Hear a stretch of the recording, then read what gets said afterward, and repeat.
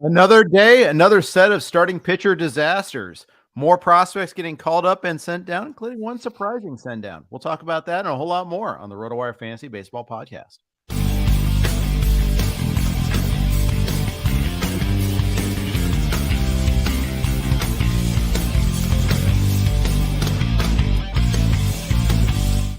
Hey, everybody. Welcome to the RotoWire Fantasy Baseball Podcast. Jeff Erickson here with Fred Zinkie, the man in front of the doorknob.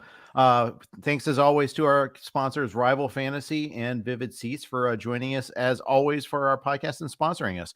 A lot to talk about today. We had a lot of starting pitching disasters yesterday, one big injury, some prospect news as well. Fred, how's it going? I'm good. This has been a wild last 24 hours in fantasy baseball with some of the performances and, like you said, some of the demotions that have really caught my eye today. Yeah, let's start right there on the news, because I think that's actually pretty big. The one that obviously I think catches a lot of people's eye, it's been a topic on Twitter right now, is the Rays sending down Taj Bradley. Yeah, I did not see that coming. So I'll be honest, when I didn't get any Bradley, I regret that. I still regret it, I think. But my concern was I wasn't so sure about what his role would be going forward. And now I don't know. Now I'm worried that that he's not going to. I thought he had pitched so well that he was over the hump, so to speak. So I don't think this is merit based at all. Oh no, definitely not. Yeah, I think the excuse given was they wanted to get him transition from being on a 6-day rotation to a 5-day rotation. Mm-hmm. You buy that? No, not really. I don't. Not for a second. Not really. Yeah. So there might be. I mean, seriously, the Rays. I can't question their acumen. I can't question that at all. I can question their motives in terms, and I really do think that this is probably has to do with some service time issues. I mean, there may be a skill reason, an actual baseball reason. It may be to acclimate, but they can do that at the big league level. They don't have an off day. He was scheduled to pitch again on, I believe, Saturday. They're not off until next week. So I don't take it at face value here. I think there's something else going on, and it's most likely service time manipulation. You would have to think at this point in time. I think we'll be back in short order, but when it's going to get complicated when Tyler Glasnow comes back. Yeah, I'm not too worried. I don't know. I just feel like with the Springs injury, Glasnow will be back eventually. When he's back, who knows if he can stay healthy? I don't know. I kind of feel like now that with Springs out for the year, that will be opportunities for Bradley. By the time Glasnow comes back, someone else will be hurt. That whole thing. For example, right now on Fangraphs, the Rays are listed as having 3 starting pitchers, so that's a problem. McClanahan, Eflin, and Rasmussen. So I feel like there's room for Bradley. I don't know. I just felt like Bradley was over the hump. Like I said, I was really regretting this morning. I was really regretting not paying the premium to add him. I thought, it makes so much sense. Good pitcher, really good team, good home park. It's April still, and he's already up. This is a chance for him to be a legit, maybe even a number 2 mixed league starter this season, and you can get him off the waiver wire. I really screwed this up. I still feel like I screwed it up, but I think this could be a sign of things to come. I think this could be not the last time that he gets sent down this year, or even close to it. Maybe. I kind of thought this might have been it for good, and maybe next time will be for good. I just don't think it's. I mean, he did give up a couple homers yesterday if we're really picking nits, but no, there's no way. It's not performance based. It's either, like you said, it's either service time manipulation, innings pitch manipulation, or or we take the Rays at face value. Yeah. So I don't know about that. The last one. Yeah. And it's frustrating. It's really frustrating. So I think that, the next part is, say you did get them like I did in AL Tout Wars. What do you do? I mean, do you hold on? 100%. What about if in a mixed league format there, and you've got other injuries in an NFBC style format there where you don't have IL spots, so you have 3 or 4 other injuries? I had a reader on my timeline that was in that situation there. And Tanner Bybee's getting the call for the Guardians. Mhm. He wants to drop Bradley to pick up Bybee. I mean, I think you're gonna. I do think you're going to, regret that because he's going to get called up. I would say in 2 weeks, could be 3 weeks, and there'll be big bids on him again. So I would say he's probably a hold, but it's tough going through like having 8 active pitchers too. Yeah, I think he has to be a hold. I think even in an NFBC league, like they're just pitchers I would cut. Okay, so let's say this. You have Robbie Ray on your. I think he's being held in every NFBC league. Mm-hmm. Who's coming back? Who's going to help you first? Bradley. Bradley's going to be back up before Robbie Ray gets back. What's the latest on Robbie Ray? I actually don't know. He's still not. I don't even think he's throwing. Like I think he's a month away at least. That's not great. So he's being held, and I get it. He was like a 7th round pick. So, and pitching's hard to come by, so he's being held. I think for example, I would cut Robbie Ray before I cut Bradley. I think Bradley will throw just as many innings in the majors as Ray from this point forward. And he's on a better team, and he's been a really good pitcher. He could throw a lot more innings than Ray, too. Like Ray's capped. Ray's not coming back until June. Bradley could be back in 2 weeks, and he could stay. I don't think he will. I think there's going to be more games with Bradley, but there could even be a week. At least this week, you got a start and a win out of him before this. Yeah, true. You've gotten two wins from him. 3 actually. He's going to win in all 3 starts, right? If you've somehow had him for all 3. Yeah, Tristan McKenzie's another example. Like he's on the 60-day, but he's being held in pretty much every league. He won't be back for another month at least. So again, I think you could get more innings out of Bradley, or at least the same amount as you could get out of McKenzie. Bradley's pitched really well. His team's really good. I don't know. I think Bradley's a must hold. If someone dropped him in one of my leagues, I would be all over him the next week. Yeah, I mean, this is the second time they've sent him down after the day after a start. It's really annoying. At least you get the start. At least you don't get the send down on Tuesday without him actually playing. So I mean, it could be worse, I suppose. There's going to be scenarios now that he's down. It won't be next week. I guess it'll be the following week, where depending on how transparent the Rays are, fantasy managers are going to be sitting there on Monday thinking, is he coming back this week? He's eligible to come back. There's the other thing is they can bring him back if another pitcher goes on the IL. So right.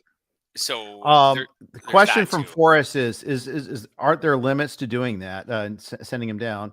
And it's like 5 times. It's like 4 or 5 times for the year. So they're nowhere close to it right now. Yeah, but at least there's limits. At least it can't be 10 or 12 times or something like that. It used to be. You used to be able to do it as many times as you wanted. But again, so we assume he's down for the minimum amount of time, but he may not be. They could put another pitcher on the IL in a week and call him back up, or in 6 days. So call him back if up. it's service time manipulation, I think he'll be going longer. Right. Because it's the same rules apply in terms of what qualifies in terms of service time. So I actually think it'll be a couple of weeks. I mean, they got Eflin back already, right? So that's one less guy that they have to worry about. Or that they have to fill, I should say. But I'm trying to look ahead here. I mean, they've got Foucher pitching tomorrow. Now, I know they're trying to stretch him out. I know they made a comment about that. And when they made the move today, like they relayed to Mark Topkin from I think it was the Tampa Bay Times or St. Petersburg Times. I forget which newspaper, and I apologize for that. But that means more opportunities for Fleming and Chirinos. And I don't think that face value either. I mean, those two will probably piggyback on top of each other there a little bit. I don't know. We could still see Bradley next week, against the Yankees. It might just be as quick as that. But at least we know for at least one start, we're not going to get Bradley. Yeah. I mean, Chirinos is, like he's actually been a pretty good pitcher in the majors. Like he's had more innings starting than relieving. His career ERA is 3.41. His career WHIP's 1.12. Like he might be able to hold his own as a starter. We'll see. But those are his career ratios: 3.41 and 1.12. Those are really good over 250 and 2/3 career innings. He hasn't pitched much the last few years. He's been hurt a lot. But before that, when he was healthy, like he was reasonably effective. So I was just going to say those innings occurred in 2019. Yeah, which actually was a very hard year to pitch. if you Uh-huh. recall. And he was primarily a starter, and it's not like the Rays have forgotten how to handle pitchers. So, I mean, Yeah. he might actually be fine for them. This is the other thing with the Rays is they do manage to figure out a way, to have good pitching without without having to go to great lengths to make it happen. They seem to know what they're doing. And I will also say that the Rays they are already with the expanded playoffs and their incredibly hot start. They're a little bit like a great NBA team that's like can already start planning to make the playoffs. Like Start like doing some load management already. maybe a little bit. I mean, I'm sure that they want to win the division. That's the thing. They'll want to win the division because that is really advantageous. And that's one of the reasons why I like the MLB playoff setup now is it's almost tiered. You want to make the playoffs, but then you also want to win your division, but then you also want to be among the top teams that win their division. There are advantages to each little step up the ladder. But Right. either way, like they've already got a 4.5 game lead on the Orioles. And I don't think either one of us thinks that the Orioles are necessarily the team that's going to finish second in the AL East. So But they could. they could, but they've got a They could. 6-game lead on the Jays and a 7-game lead on the Yankees and an 8.5-game lead on the Red Sox. It's April. I'm not saying they have things put away, but they can probably do whatever they think is smart long term with their pitching staff, knowing that they're going to be a playoff team and they have a decent chance to win the division. True. All Yeah. that is true. Yeah. All right, let's talk other demotions. The Arizona Diamondbacks have been busy. Jake McCarthy got sent down. Madison Bumgarner is gone. Dre Jameson just got sent down. Brandon Pfaadt's coming up soon, right? I would think so. Yeah, I would think so. And He Tommy Henry pitched yesterday, but he was okay. 3 earned, and I think if short of 5 innings, 8 base runners. Yeah, he was never a big prospect anyhow. Pfaadt's the guy we're looking at. Oh, absolutely. Yeah. In leagues where Pfaadt remains available, I guess we'll see if he gets up this week. If he does get up this week, he's going to be very, very popular. He will be as popular as Bradley was, I think. And more. Now, I don't think it happens. Oh, maybe. You might be right. Bradley was pretty popular in Fab. He went for Pfaaddt was really big in drafts. Remember that. It's true. It's true. Partisans there. But here's the Diamondbacks schedule, though. They are off Thursday, Monday, Thursday. In fact, they play only one Thursday in the entire month of April. Or in the entire month of May. I was listening to the Diamondbacks radio broadcast. They're getting like these consecutive Thursdays off. It's wild. So, it's something to watch for there a little bit. So, and they're at Coors Field this weekend. You don't want him in Coors Field anyhow. I think he's not coming up after that. Yeah, I think he's not coming up this week, actually. Like when you look at their schedule, I don't think it doesn't seem like they really need to bring him up this week. Well, they definitely don't need to. So unless they really want to bring him up, they can leave him down in the minors a little while longer. And with like you said, with the Thursday, Monday, Thursday off, he may not be up next week either. They could slow play this all the way to maybe he gets up next weekend late, but maybe he just gets up early the following week. Right. They've got a nice homestand. That'd be a nice way to bring him up. Like they've got a homestand where it goes Nats, Marlins, Giants. You get him a couple starts in that homestand. And then anyone who makes a couple starts in that homestand is going to have a start after that homestand again on the road, either against the A's or Pirates. So that's not a bad way to bring them up. So I could see them waiting. Like I said, I could see them coming up late next week, like May 6, 7, or early the following week, like May 8 or 9. That's kind of, if I was to bet right now, I bet May 8 or 9. Yeah, they don't need a fifth starter until then. Yeah. So they may decide that we need him ahead of Tommy Henry, ahead of Ryan Nelson. I mean, that's the problem about the Diamondbacks is that they're good, but their rotation is too deep. It's Gallen and Kelly right now. With Jameson getting sent down, Ryan Nelson's been just okay. Henry is just a guy. Davies is on the IL and he's just a guy anyhow too. So they've got so much good young talent, but that's what's going to hold them back, I think, is the pitching. And the relief pitching isn't that much better either. Andrew Chafin had to go in an inning and 2/3 yesterday to finish out that game through 35 pitches. He's not going to pitch today. If you're in a daily league, see if Miguel Castro is available. Maybe you'll get a save against the Royals tonight. Yeah, you're right. I mean, their bullpen's definitely okay at best when you look at the talent in it. Chafin's been great for them. That's awesome, but they need a lot more than that. They're winning the West right now, but it's a cluster. right? There's 6 games separating first and last. I mean, the Rockies Right. are already kind of out of it. Let's be serious, but just the Dodgers and the Padres haven't really gotten hot yet. Even the Giants can probably be a little better than they've been right now. I think But eventually the Dodgers will run away with it, or the Padres. But whatever, Arizona's hanging around in a position where if they keep playing like this, above 500 baseball, they can stay in the wild card race all the way to September. man, just look And out for the Dodgers. Their string of paternity absences is about ended. it's So, about well, it. yeah, Yeah. it's Yeah. wild. I What think a eventually the Dodgers will have a month where they just win whatever, 20 games or something yeah. like that and pull away. But either way, Arizona is starting to turn the corner in their rebuild. They're not a bad team. You're right, getting fought up eventually, but I think they'll wait. And I think he comes up, like I said, maybe around May 8th or 9th. And then maybe he's up to stay because they do their biggest need. Well, they need the bullpen, but their biggest need probably right now is to deepen that rotation. Yep. As for the outfield, McCarthy's out. Yeah. So that means Lourdes Gurriel and Pavin Smith can both play now, basically, is the way this works out. Because Kyle Lewis is still out too. So Alec Thomas and Corbin Carroll are going to play, although Thomas is kind of struggling at the plate, but he's so good defensively in center. I think that's the difference, the separator there. Yeah, but McCarthy got sent down. I guess that puts Thomas actually on notice a little bit that he could be next if McCarthy gets his game back together. Yeah. So, okay. So let's talk McCarthy for a minute because I think that fantasy managers are going to have some tough decisions with him. Is he an obvious drop? I We're mean, it's talking a about someone who was picked in like round like 8 or so of 15 team yeah, leagues top 150 player for easily. sure. Yeah. So top 120 probably in a lot of leagues. So I'm thinking already McCarthy could be this year's biggest. Maybe he won't be the biggest. Someone will be bigger, but right now he looks like a candidate to be the biggest non-injury related draft bust. Like we're Yeah, talking like an 8th round pick who gets sent down in April.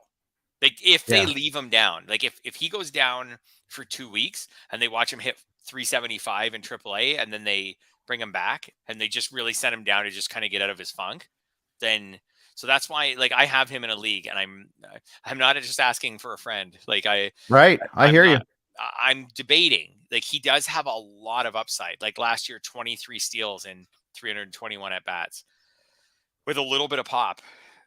Um but he was awful this year. I feel like would you keep him or Taj Bradley? I would keep Taj Bradley, I think. I'd keep Taj Bradley too. Yeah.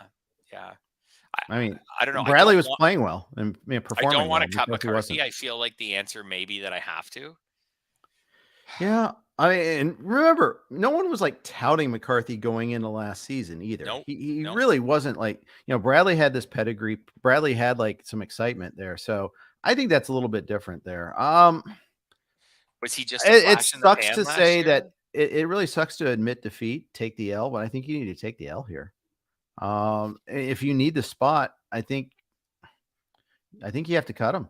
I think, I wouldn't want to cut somebody else that I feel like it could help me right now just to keep him, just to stash him.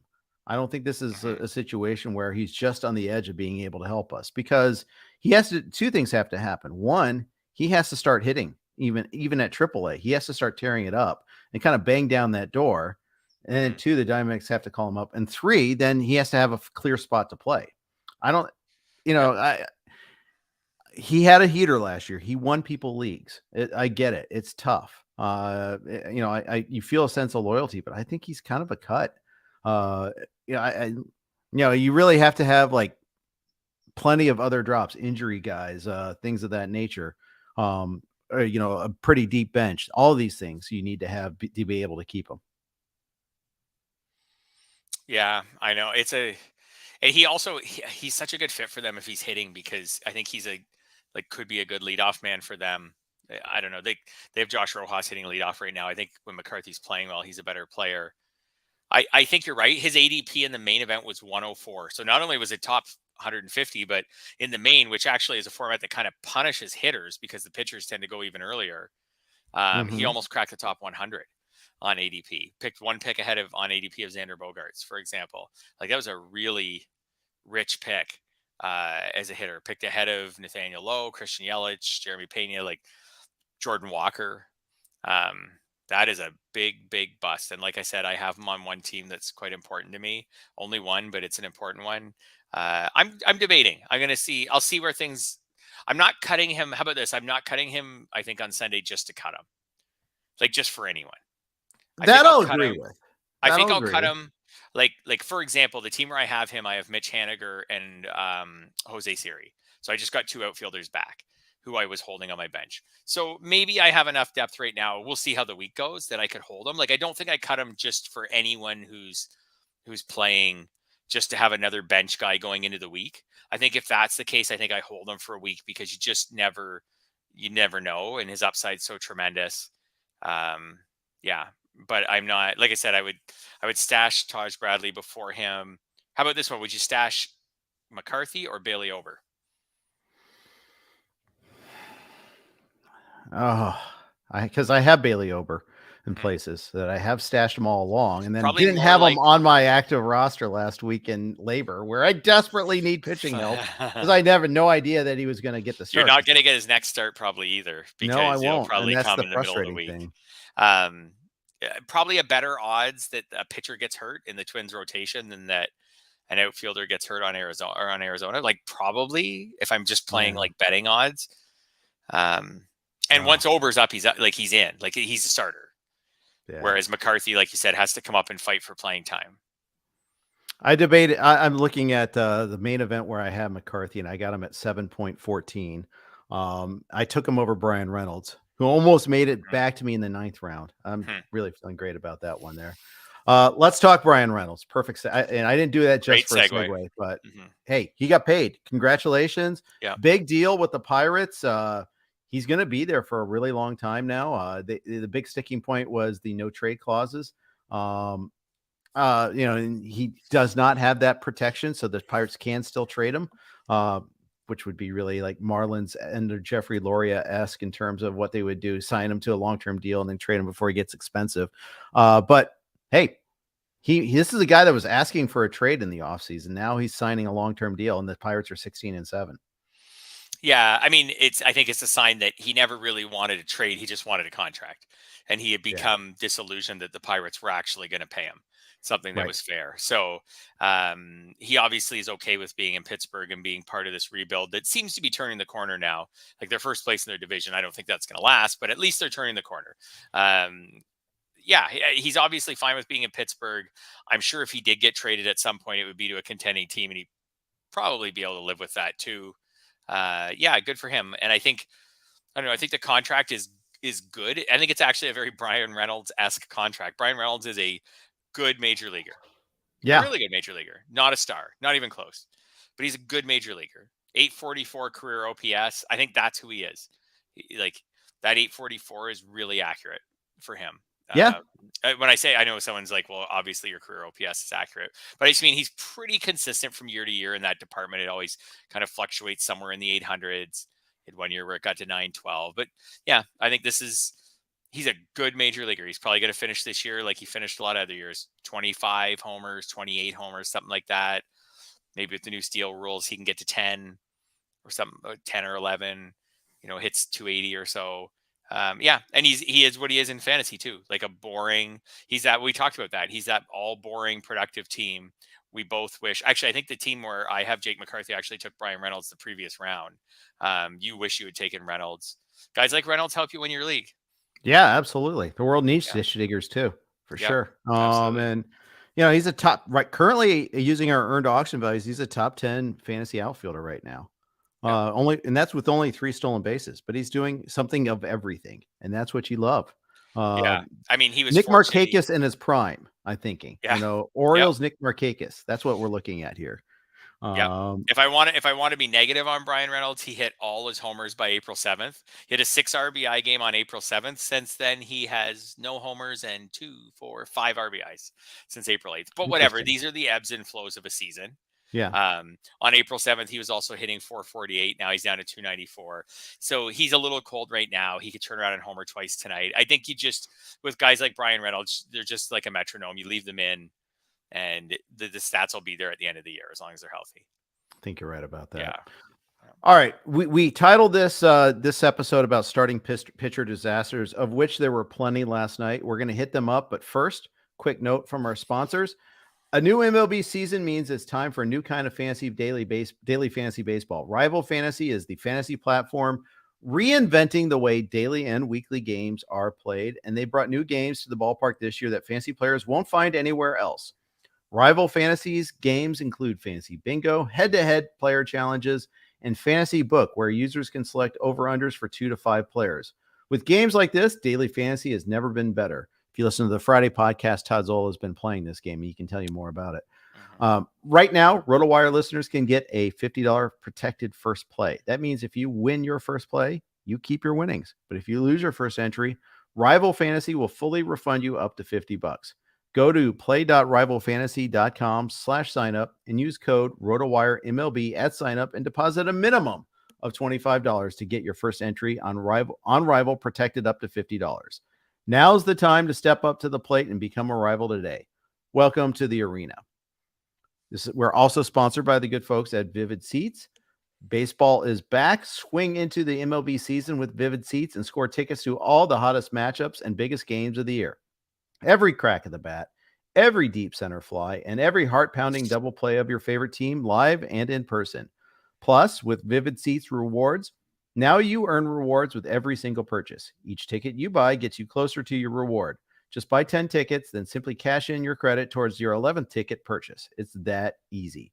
Pro reward tip: buy tickets for your whole group, split the bill, and make progress towards your free 11th ticket even faster.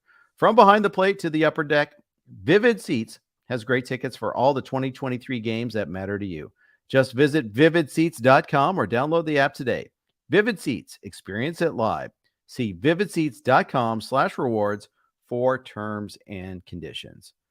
Finally, we're on the Blue Wire Network. Here are their ads. Thank you for your indulgence, taking care of a lot of business there.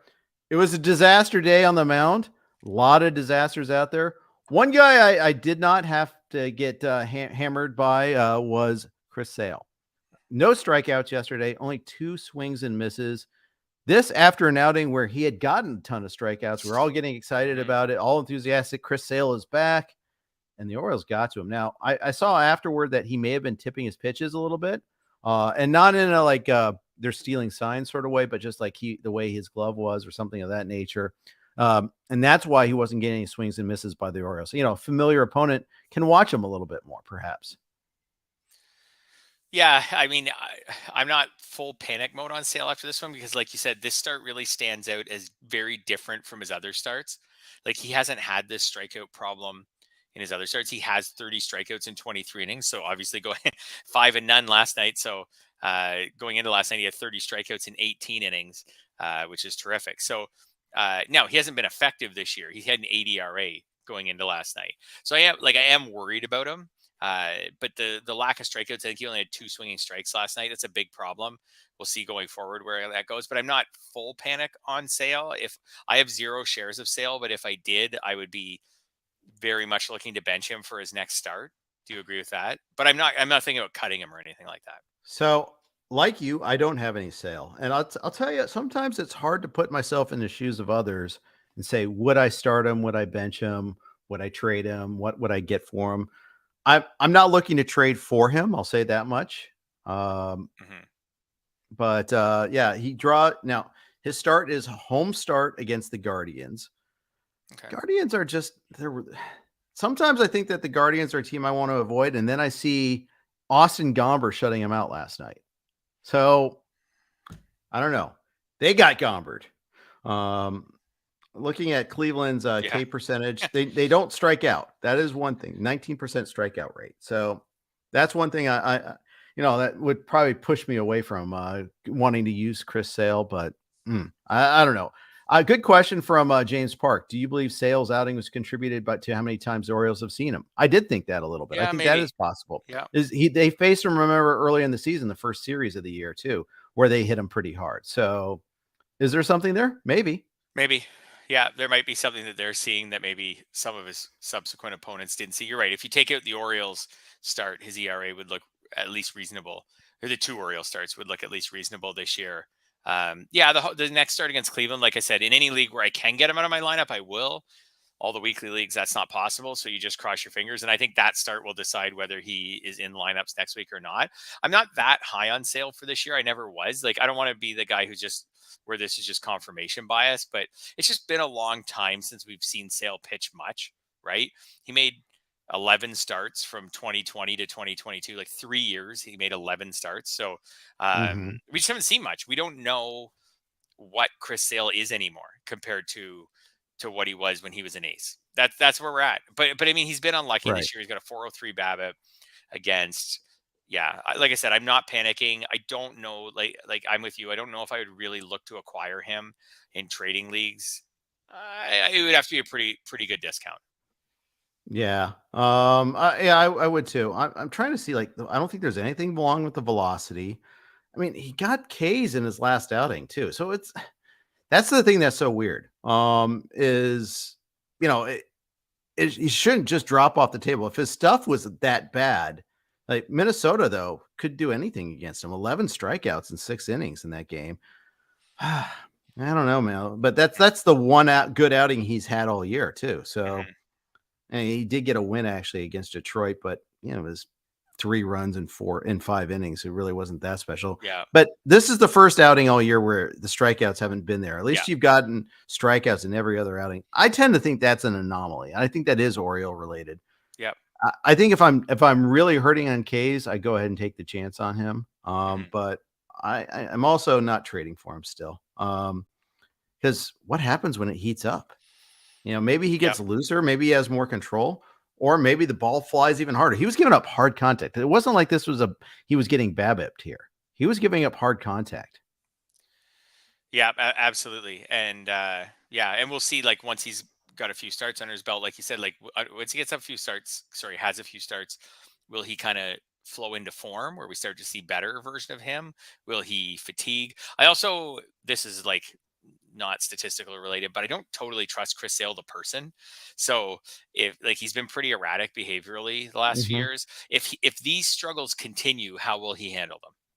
I think it's a good question. So, it's a fair question to raise. Like, if he has this 80 ERA for 3 more weeks, how will he handle it? Or a 70 ERA or something. Right. He's not exactly stoic.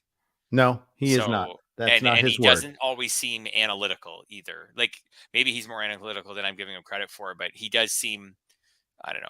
He can have a tantrum. So yeah, we'll see. The water coolers of the American League. No, I agree with that. I've been put on notice. They've been put on notice. This man's ERA is over 8. The water coolers will be nervous when he takes them out next time. Exactly.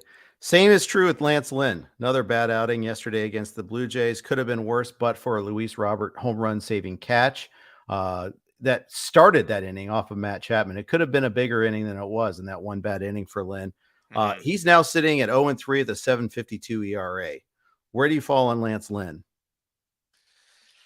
Very disappointed. I only have one share, Lynn. It's in our friends and family league. I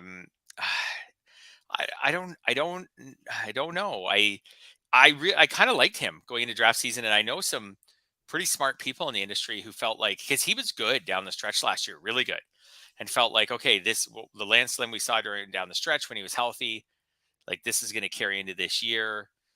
I think I'm less worried about Lance Lynn than Chris Sale. I would rather have Lance Lynn going forward than Chris Sale. What do you think about that? I have him in AL Tout Wars. Not racing out to get either one of them, but right. I have him in AL Tout Wars, and I'm kind of annoyed I do, because last year I rode the Lance Lynn experience, and I even cut him in Friends and Family last year, if you recall. Right. I don't know if there was nothing about him that made me want to go get him. I just thought, I kind of was one of those, okay, I'll take the discount. Well, this is what happens sometimes. You take that discount. Good for you, dude. He gets the Rays next too. I mean, great. And then in Cincinnati, not which isn't necessarily a death sentence, but I'd rather face the Reds anywhere else but Great American Ballpark. He's pretty gross right now. I'm trying to look to see if, like, there's at least, like, it seems like him.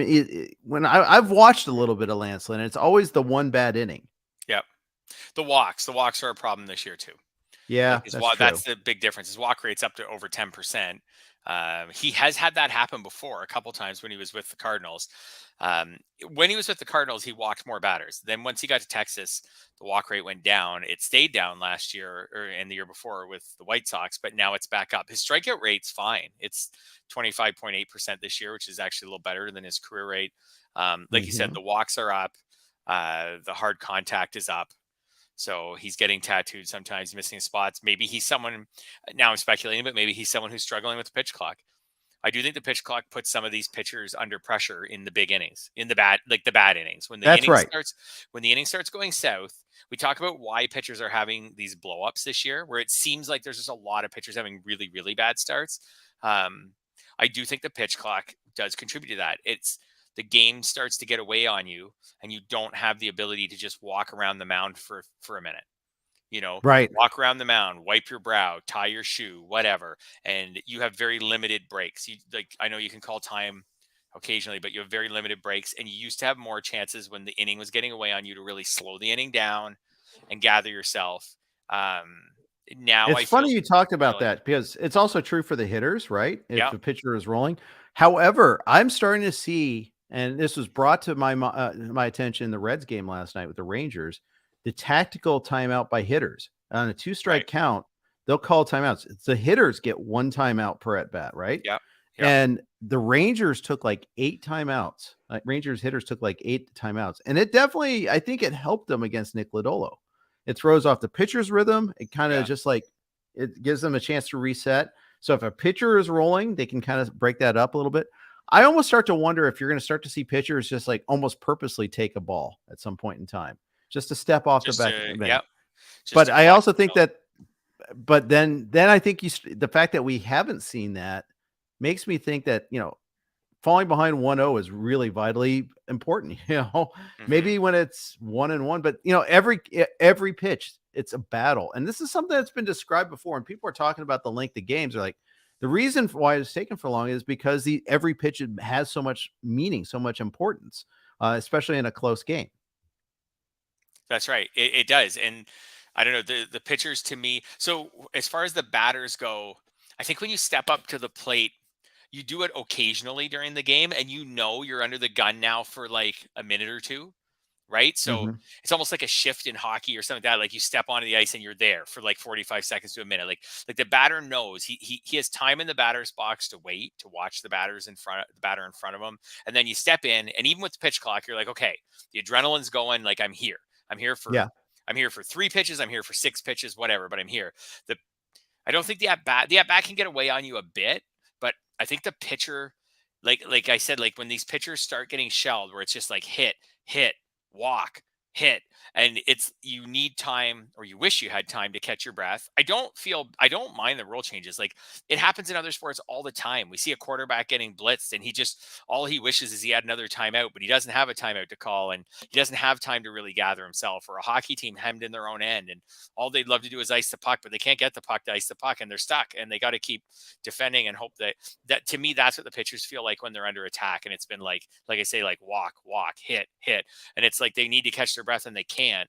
I don't know, and that's going to impact different pitchers differently, but maybe Lance Lynn is someone who that's impacting. I think as the season goes along, it'll be interesting to see the data and see if certain pitchers this year are more susceptible to the big inning, because all it takes is one like 4-run inning to just ruin your start. Yeah. One 4-run It inning really and you does. and you have a bad start. I wonder if, And that was Lance Lynn last night. He was cruising. And then all of a sudden, I was watching the game and flipping back and forth between hockey and baseball. He was cruising, and then all of a sudden he's down 4-2. yeah. And like I said, it could have been worse, but for Yes. Luis Robert Yes. robbing him of that home Absolutely. run, Yep. that is the lower fences in Toronto. I mean, there is a trade-off there every once Yep. in a while. You get some home runs that are robbed. Kiermaier's done it a couple times too. So Hmm. it's natural that Luis Robert can take care of that too. Is it Robert or Robert? I forget. It's Robert again, isn't it? I'm sorry. I always keep saying I'm Robert, still but saying Robert. I gotta look this up because that's annoying. I need to get pronunciations right. That's on me. But anyways, I've got Robert in front of me right now. I don't know. yeah. I got Robert. I think it's Yeah. Robert. Baseball Yeah. Reference, it says Robert. So Yeah. Yeah. okay. I've jumped back and forth on that one too. It's like sometimes when you're wrong, you're not sure if you're wrong, you can't just nail down which one's right. Now I've kind of settled on, I think I've got it in my head. Yeah. Robert. I Don't wonder, get cute, call him Robert. going back to the pitcher issue and Yeah. the time clock and all that, physical fitness matters a little bit Yep. more too. You know, What are being you able to saying? recover. What are you saying about Lance Lynn? I'm not saying about anybody. I'm talking about Jeff Erickson being out of shape. But yeah, you know, that the whole point though is, you know, cardio matters maybe a little bit more. Legs. I mean, pitchers are supposed to generate all this power from their legs in the first place there. That's why, like in spring training, you used to see them running laps on the track after their outing sometimes. Remember, you used to see that. Mhm. I don't know, did you? But I did. Yep. I never see that anymore, but because they have other places they can work on that and better ways of doing it. But point being is, you know, that all that matters. So we talked a little Lance Lynn. Jose Urquidy got bombed by the Rays, and he's another guy that is he's kind of in the Michaelis mode where he's not a pure strikeout guy. And he's had some other bad outings this year. I'm kind of getting long-term nervous about Jose Urquidy. Yeah, I can understand that. I mean, going into yesterday's start, he had a 3.66 ERA, but his whip was high. I shouldn't put too much into ERA. I know that, but yeah, he's had some bad starts for sure. He has a 6-inning shutout at Pittsburgh, and he's got a nice start, good start, not incredible, but a good start at Minnesota. But other than that, yeah, they've been bad. Home to the White Sox, bad. Home to Toronto, bad. Yesterday at Tampa, bad. His schedule hasn't been the easiest. Yeah, I can understand being a little bit worried about him. He doesn't generate a lot of strikeouts, like you said, like Michaelis. So now you take the shift away to help him out, and you know, maybe he needed that shift because he can't get those outs on his own. Yeah. Let's and it's 175 whip. Yeah. You know, 20. You know, I guess the strikeout rate it could be a little worse than I thought it was, but because last year he only struck out 134 and 164 innings, so. You know, you're realizing that. I mean, I think I mean, the Astros aren't really all there right now. I mean, they had a great weekend in Atlanta. They swept the Braves, but you know, Jordan Alvarez goes back. We haven't even talked to Jordan Alvarez yet, but he's missing tonight's game as well as he missed yesterday's game with the neck injury. That's an issue. That's a definite real issue. We've got Ryan Presley, who has one save this year and didn't pitch on Sunday because he was unavailable because he was a little sore. I'm nervous about Ryan Presley. Yeah. Just before we leave Urquidy, to throw some things in his favor as a maybe buy low. His xERA is the lowest of his career right now. Really? Okay. The walk rate's up a bit, and the BABIP's been bad for him, 377. I'm not saying I'm not worried. The xERA, I will say, is the only one that actually really is in his favor. His FIP, his xFIP, those all kind of make him look bad. So just depends which stat you want to grab, but.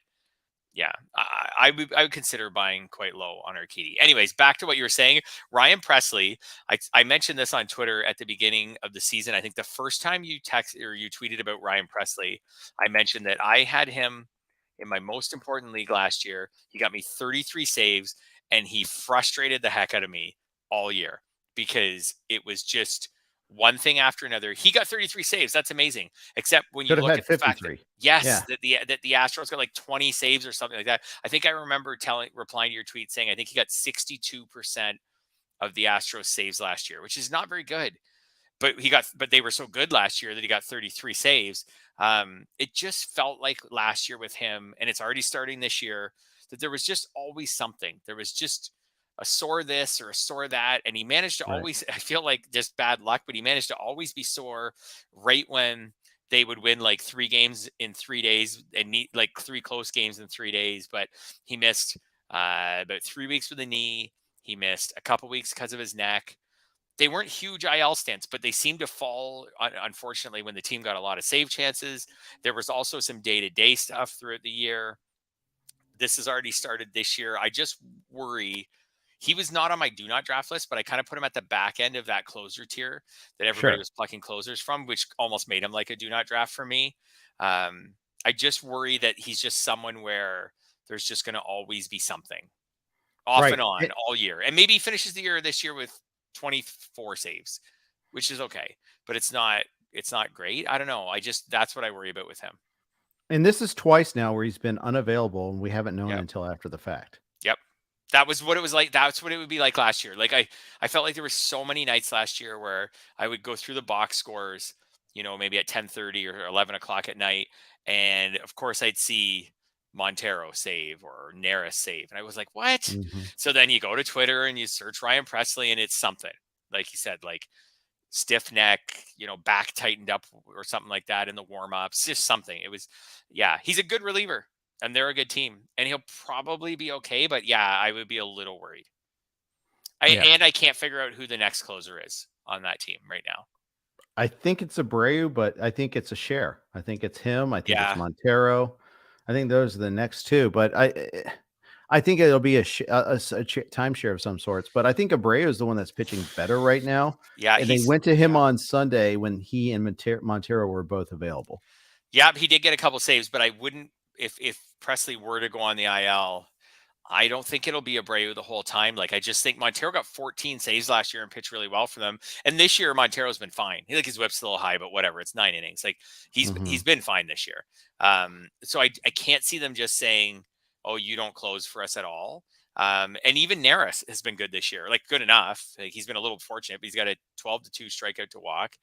He's got a save too this year. Yep. He's been fine too, and he got 3 saves last year.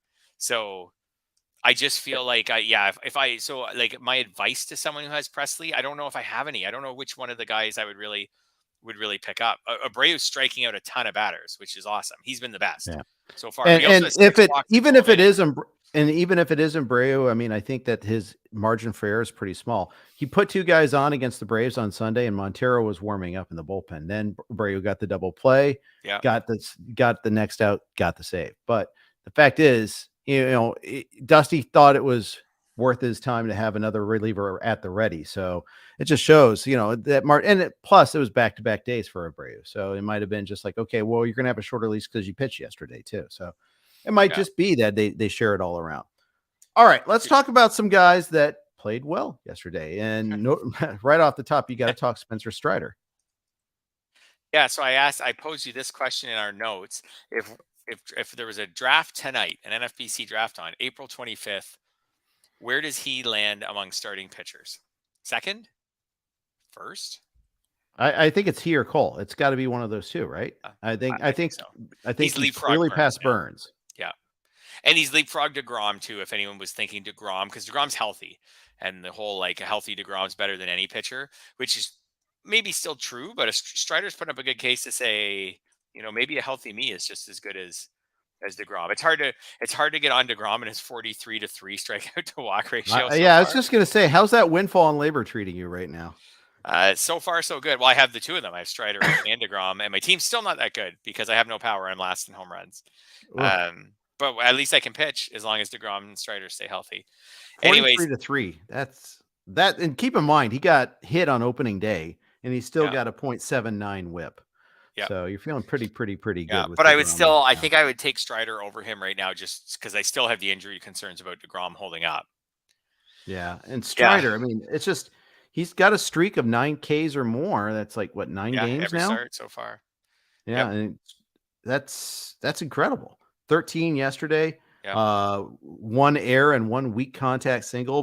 He was otherwise he would have been carrying a perfect game into the 9th, I think. Tossed 8 scoreless. 49-11 in his right. Strider did have like a shaky start against San Diego. I think that wasn't a great start, but who cares? It was one shaky-ish start, and he'll take the 49 Ks. That's pretty amazing. And he doesn't give up homers either. No. So, for example, comparing him and Cole, they've made the same amount of starts, and Strider has 13 more strikeouts already. I mean, Cole's been great. If anyone wanted to take Cole, I wouldn't argue that at all. In fact, I might take Cole. I don't know. I'd have to really think about it. But Strider, has significant strikeout advantage right now.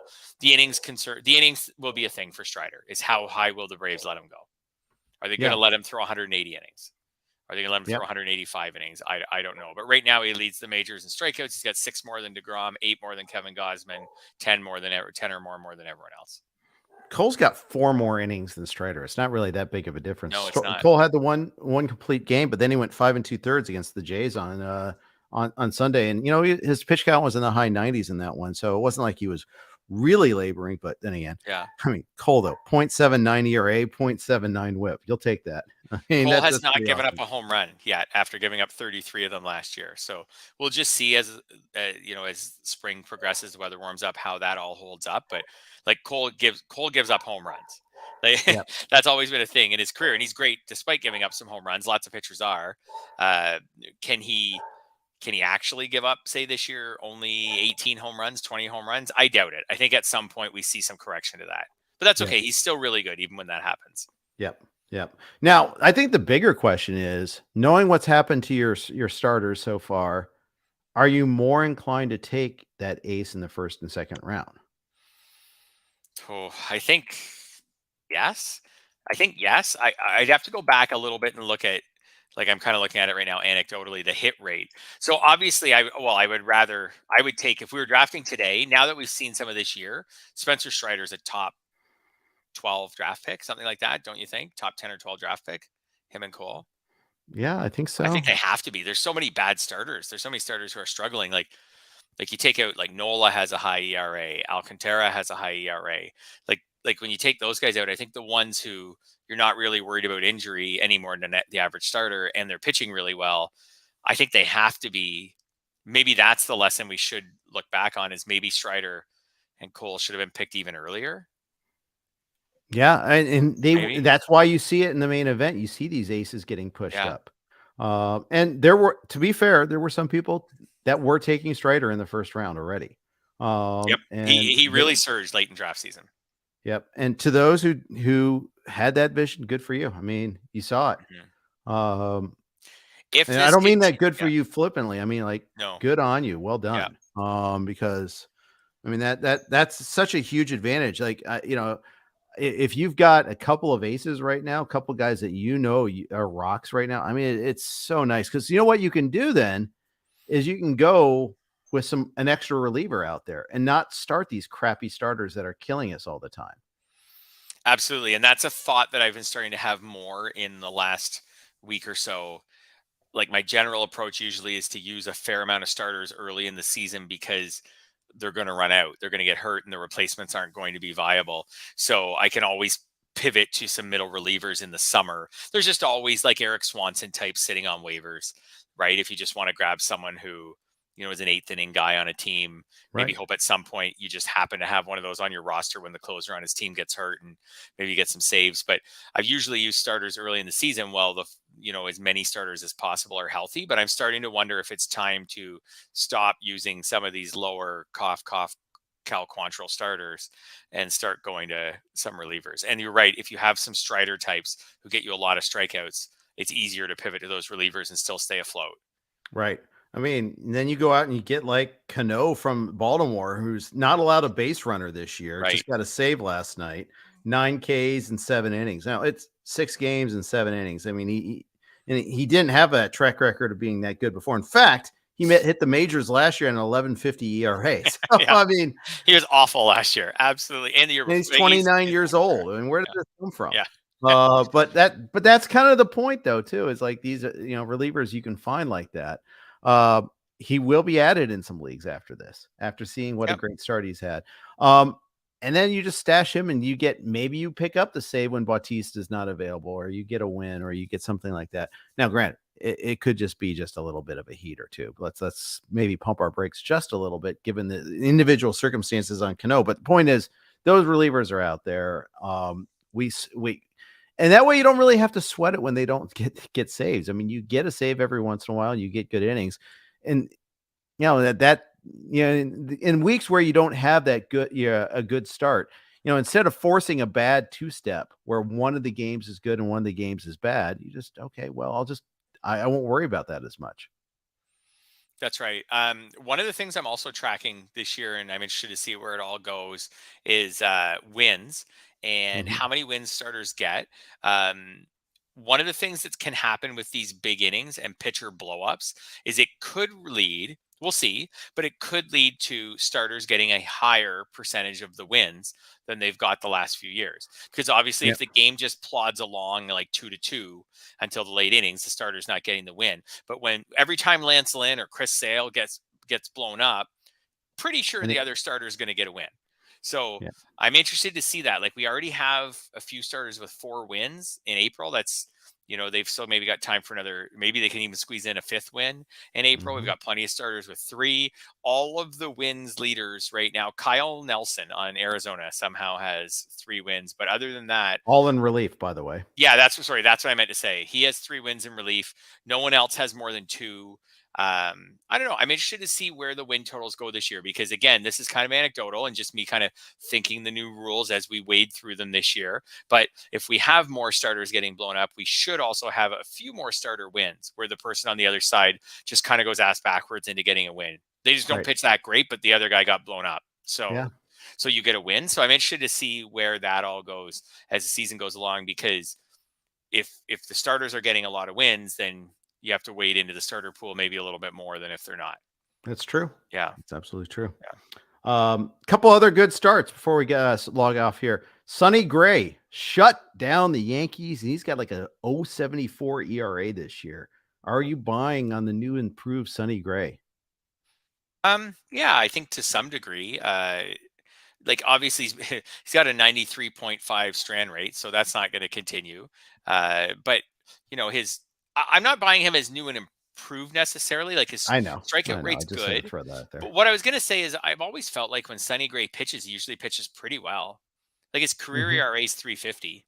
Like, It's that's just a question of staying healthy, right? absolutely, that's how I feel about it. Like, I think Sonny Gray could be a really useful starter. His career whip is 1.21, and some of that higher stuff was a little earlier in his career. And when he's in Cincinnati, which was a tough place to pitch, like, I think a healthy Sonny Gray could give you a low 3s ERA and a whip below 1.2 and be really valuable. It's just going to be a matter of how many innings he throws. He's someone who I have no shares of because I didn't give him a high innings pitch total. But I'm not against the thought that he could be like a number 2 or 3 mixed league starter if he can throw 160, 165 innings this year. It's just hard to say, because the last time he threw a good amount of innings was 2019. Before that, he did it in 2017. He was a workhorse back in 2014 and 15 for Oakland, but there's been a fair amount of injuries in there. I love Sonny Gray. Yeah. I have him in a couple of my main event leagues, and yeah, you're getting 135 innings. You're in 140, and you're Yep. happy with it there, Yep. pretty much. I liked him even on the Reds. I liked him, and again, that was the same issue all along. You get your 130, 135, and maybe you're lucky. This is the year you get 150. Great. It's ironic that he turned his career around in Cincy after not being able to handle New York, or how New York screwed him up a little bit. There's a lot of different narratives as far as that go. But happy to see him beat the Yankees too. That was nice. And on a day where he mitigated a lot of the damage I had when I was in leagues where I had Lodolo or Urquidy or any of those other disaster starts. At least Sonny Gray was there. That was pretty nice. Other people had Alex Cobb. Alex Cobb was really good yesterday. Complete game shutout against the Cardinals. Yeah, and I'm always the guy recommending Alex Cobb. There's another guy just like Sonny Gray. I had a lot of Alex Cobb last year. I have none this year. It's because of course. It's because I predicted a low innings pitch total, because he is often injured. We'll see where it all goes, but it's the same thing as last year. Like, his FIPS are almost identical last year. This year, it's just the ERA is about 2 runs different because he's had a little bit of better batted ball luck so far this year, strand rate luck this year. But Alex Cobb is a pretty good pitcher. He's just struggles to stay healthy. He's just like Sonny Gray. If you drafted them both, you're off to a great start. We'll just see where it's at in July and if they're both healthy for you. Yeah, I think that's right. And hey, you were talking about Bailey Ober earlier. I mean, the Twins probably will have some injured pitchers. Bailey Ober is a good pitcher. And I'm really frustrated that he's getting sent down. But then I look at their rotation. I'm like, okay, unless they go 6-man, who's he going to replace? You're waiting for Maeda or Gray to break down, basically. Maeda or Malley. Malley's been known to break down too. Yeah. How about Pablo Lopez? That guy can break down. Yeah. So I think they got a team full of guys like that. It'll happen. Maeda is the one I really have my eye on, and I have a share or two of him. But this year he's pitched fine, but this year has been like he's almost been day to day the whole season. Exactly. He's already been pushed back a couple of times. He had a comebacker that hit him. And he's coming off injury, and I would not be surprised in the next couple of weeks to see Maeda land on the IL, and then Ober gets a rotation spot. That doesn't mean he keeps it when Maeda's ready to come back, but like we talked about with Taj Bradley, like it could just cycle through. I think Bailey Ober makes this year 20 starts. I think he makes 20 starts in the majors this year. It's got to get going if that's going to get there. I think it will. I think it could be like in and out a bit, but then eventually just odds are one of these guys has a long-term injury and then he's just in the rotation. Yeah. I'm still stashing him in labor because I can't even keep 6 healthy reserves right now. It's ridiculous in this league. But anyhow, I would stash Bailey Ober. I tried to pick him up in a couple NFBCs and stashed him last weekend and I got outbid. Yeah, I can see it. I can definitely see I wasn't willing to pay like $70 to stash him. I was willing to pay like 20, 30 since he's not even in the majors. But anyways, me being cheap was the common theme of my bidding last weekend. I did terribly. Or I did cheaper than usual. In other words, you're saying. I think I tried to finish second on Jarren Duran. Like I did my try to finish second, not just price and force, but really try to get him, but not totally sell out for him. And man, did I ever manage to finish second. I finished second for him in every league but one. I won him in one league. Every other league I finished second. Mission accomplished there. I was not. It was a bid well done. Pleased. I was not pleased about that. And then everybody else I tried to pick up Abreu kind of on the cheap. I tried to slide through Adam Ottavino. I tried to slide through a lot of guys for cheap, and I didn't get any of them. It was one of my more frustrating weeks. It's like you scroll through the fab bids. I don't know how you look up at yours at the end, but I like to scroll through the bids and see who I won. Then I go look at my roster.